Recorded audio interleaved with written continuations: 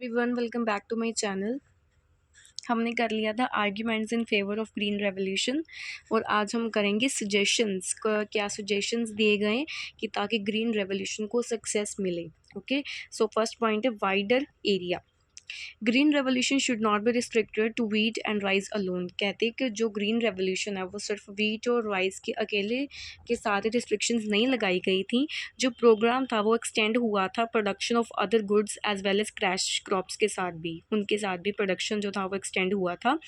Efforts जो थे वो किए गए रेवोल्यूशनाइज करने के लिए कौन कौन सी प्रोडक्शन को pulses, oil seeds, cotton, sugar cane, jute etcetera, जो सारे रीजंस थे हमारी कंट्री के वो भी कवर हुए ग्रीन रेवोल्यूशन के प्रोग्राम के under. Second point, extension of irrigated area. जो इरीगेशन वाला एरिया था उनकी एक्सटेंशन की गई, उनको बढ़ाया गया। जो फैसिलिटीज़ थी इरिगेशन के उन्होंने एक्सटेंड किया गया लार्ज पार्ट्स में ताकि फुल एडवांटेजेस ली जाए। HYV सीड्स, HYV सीड्स कौन से होते हैं? High yielding variety seeds. जो वर्क था माइनर इरिगेशन के डेवलपमेंट पर, वो काफ़ी सारे प्रोजेक्ट्स किए गए जैसे ट्यूबवेल्स, टैंक्स, पंपिंग सेट, उनको डन किया गया बिग वे में ताकि जो इरीगेटेड एरिया है उसको एक्सटेंड किया जा सके। ग्रीन रेवोल्यूशन स्मॉल फार्मर्स के लिए जो एफर्ट्स थे वो उन्होंने स्मॉल फार्मर्स को भी कवर किया ग्रीन रेवोल्यूशन के अंडर। क्या पर्पस था कि लैंड रिफॉर्म जो है उसे इन्फोर्स किया जाए।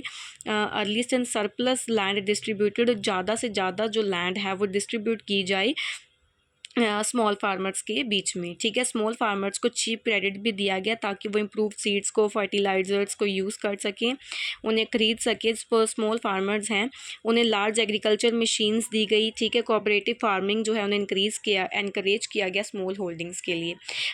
मल्टीपल क्रॉपिंग, जो सक्सेस है ग्रीन रेवोल्यूशन की उसे जो रिक्वायर था इरीगेटेड एरियाज़ की बहुत ज़्यादा ज़रूरत थी, वो सिर्फ इसलिए पॉसिबल हो सकता था ताकि ज़्यादा से ज़्यादा जो इरीगेटेड लैंड है वो मल्टीपल क्रॉपिंग के अंडर यूज़ की जाए और प्रॉपर यूटिलाइजेशन होगा और इंक्रीज़ होगी प्रोडक्शन।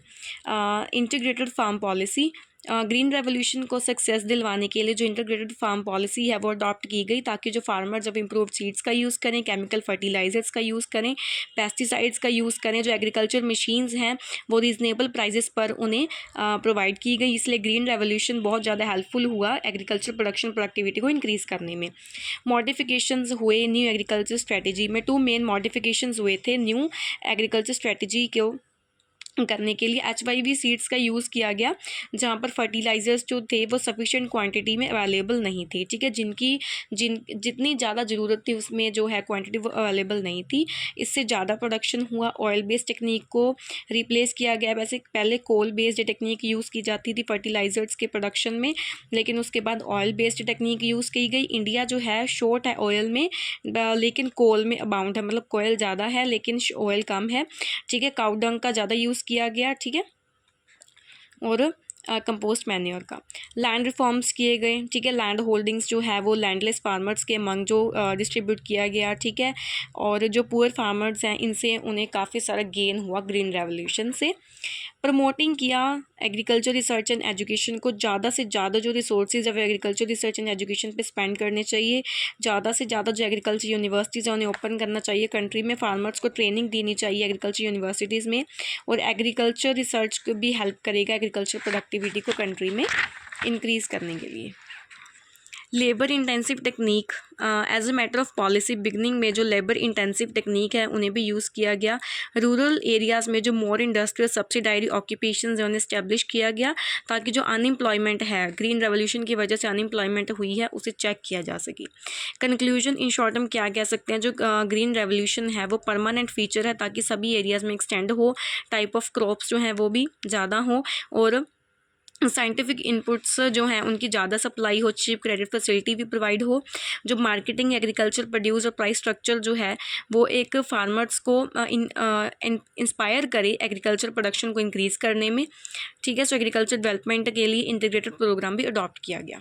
ओके, उसके बाद नेक्स्ट टॉपिक है need for second green revolution. दूसरी जो हरी क्रांति है उसकी ज़रूरत क्यों पड़ी। ठीक है, इसको हम कवर करेंगे नेक्स्ट लेक्चर में। अगर पसंद आया हो तो लाइक करें और कमेंट करके ज़रूर बताएं कि आपको एक्सप्लेनेशन कैसी लगी, और सब्सक्राइब फॉर मोर।